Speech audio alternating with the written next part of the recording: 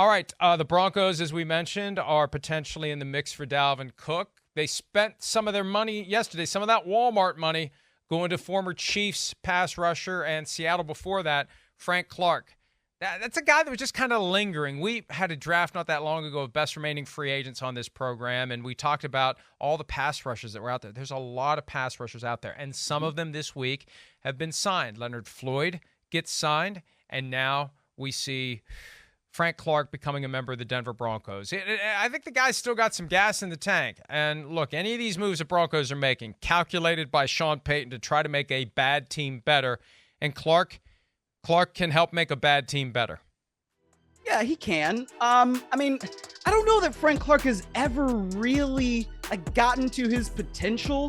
Frank Clark is a guy that was integral to the Chiefs' 2019 Super Bowl run. He had 5 sacks in that postseason, but he only had, he didn't have that many sacks last year for Kansas City. I don't have it in front of me. I meant to, but it's like he's one of those guys where if he's really on it, he can really be an effective guy, but I don't know that he is that dude that we would want him to be, as a guy who's like your top tier edge rusher. Because if he were, then he wouldn't still be on the market at this point. So, you get a guy who was on a division rival. You get somebody who's going to be motivated for those 2 games whenever they are against the Chiefs next year. But he'll be 30 next week. We'll see what he has left. I'm sure he has something. And I also would suspect that Vance Joseph has a good plan with how to utilize him in that defensive front.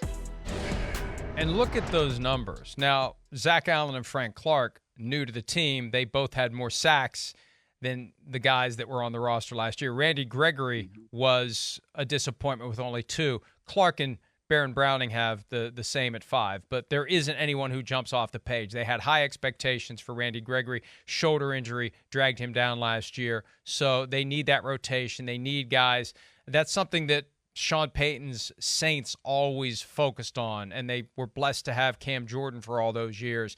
They gave up a lot to get Marcus Davenport in the draft a few years ago. They want pass rushers. They want guys that create havoc. And when you're talking about all the great quarterbacks they're going to be facing in their own division, much less the rest of the schedule, you need someone who can put some heat on the quarterback. So that's why they make that move when they do. But there's still a lot of pass rushers out there with name recognition who have plenty of sacks over the course of their career. And I think we're going to see more and more of those guys sign as we get closer and closer to the start of camp. Hi, it's Mike Florio. Thanks for watching PFT on YouTube. Hit subscribe for the latest news and analysis from Pro Football Talk.